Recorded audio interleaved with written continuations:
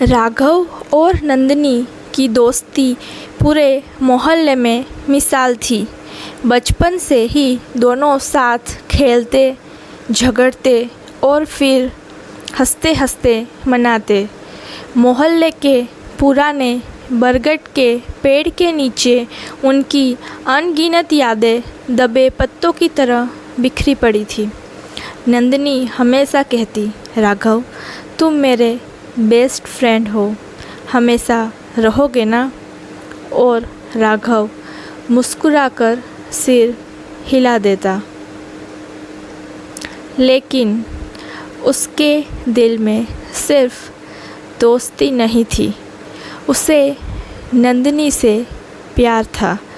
वो मासूम, अनकहा, डरपोक प्यार जिसे वो कभी ज़ुबान पर नहीं ला पाया।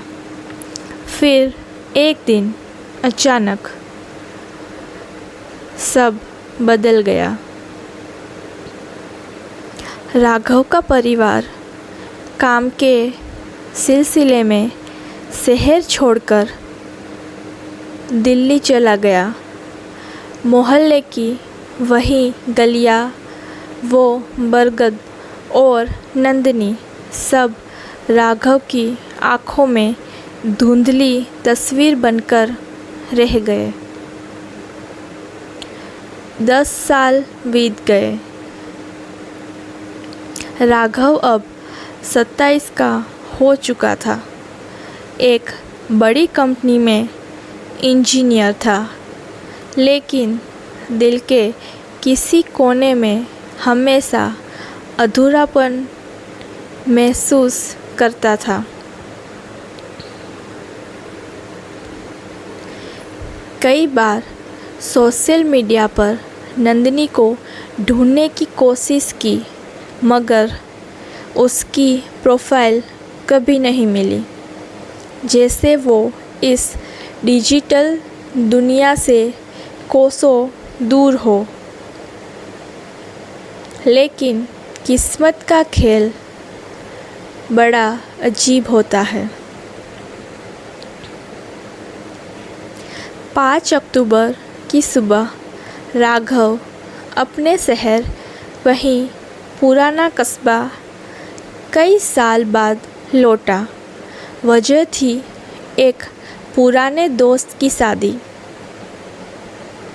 वो बारात में पहुंचा ही था कि उसकी नज़र सामने खड़ी लड़की पर पड़ी। लाल साड़ी, खुले बाल, आँखों में वही चमक, होठों पर वही मुस्कान। नंदिनी। उसके मुंह से नाम जैसे अपने आप निकल आया। नंदिनी ने भी उसे देखा। पलकें झपकाते ही आंखें नम हो गई। राघव तुम? दोनों कुछ पल वहीं खड़े रहे, जैसे वक्त ठहर गया हो। आसपास का शोर, बैंड बाजा, हंसी ठिठोली सब धुंधला पड़ गया। शादी का माहौल था, लेकिन दोनों ने मौका पाकर एक कोने में लंबी बातें की। तुम अचानक ऐसे? इतने साल कहाँ रहे? नंदिनी ने शिकायत भरी आवाज़ में पूछा। राघव ने धीरे से कहा, शहर छोड़ना मेरी मजबूरी थी नंदिनी, लेकिन यकीन मानो तुम्हें कभी भूला नहीं। नंदिनी हंस पड़ी। और मैं सोचती थी तुमने पुराने दोस्तों को भुला दिया होगा।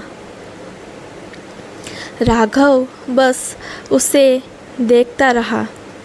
वही मुस्कान, वही मासूमियत, दिल में दबी हुई बात और तेज़ी से बाहर निकलने को बेचैन होने लगी।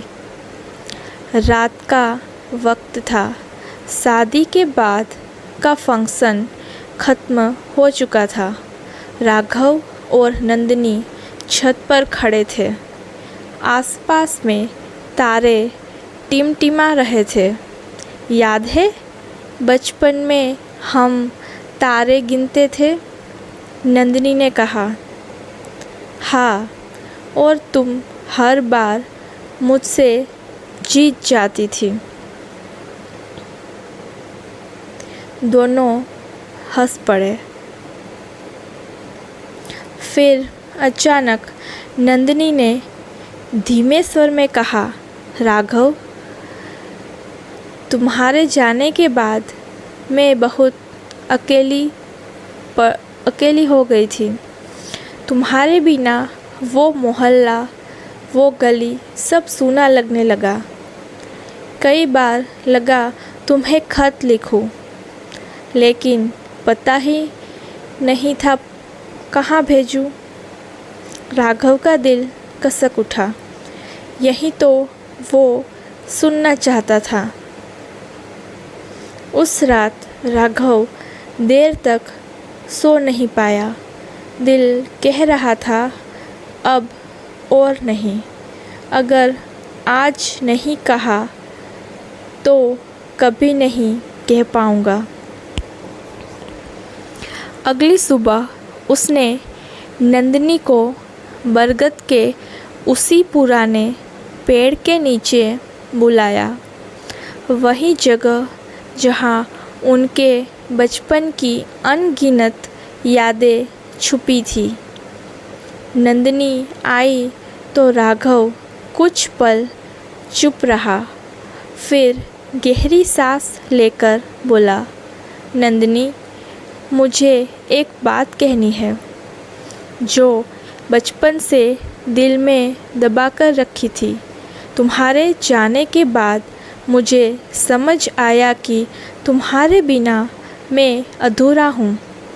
बचपन से लेकर आज तक तुम्हें सिर्फ दोस्त नहीं, हमेशा अपने सबसे करीबी और अपनी दुनिया की सबसे प्यारी इंसान मानता आया हूँ। नंदिनी, मैं तुमसे प्यार करता हूँ। उसके शब्दों में सालों का दर्द और सच्चाई छलक रही थी। नंदिनी की आंखें नम हो गई। उसने राघव की ओर देखा। तुम्हें पता है, मैंने ये सुनने का इंतज़ार कर रही थी बचपन से ही, लेकिन कभी हिम्मत नहीं हुई कहने की। मैं भी तुमसे प्यार करती हूँ राघव। वो दोनों एक दूसरे को देखते रहे, जैसे बरसों की दूरी एक पल में मिट गई हो। बरगद की छाँव में खड़े दोनों की आँखों में खुशी के आंसू थे। राघव ने धीरे से उसका हाथ थाम लिया। अब कभी जुदा नहीं होंगे नंदिनी, कभी नहीं। नंदिनी ने मुस्कुराकर जवाब दिया।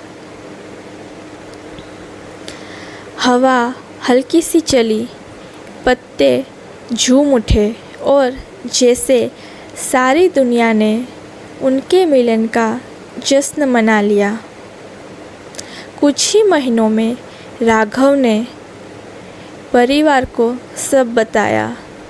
नंदिनी का परिवार भी राजी हो गया और उसी बरगद के पेड़ के नीचे जहाँ दोस्ती की शुरुआत हुई थी और इजहार मोहब्बत पूरा हुआ, वहीं उनकी सगाई हुई।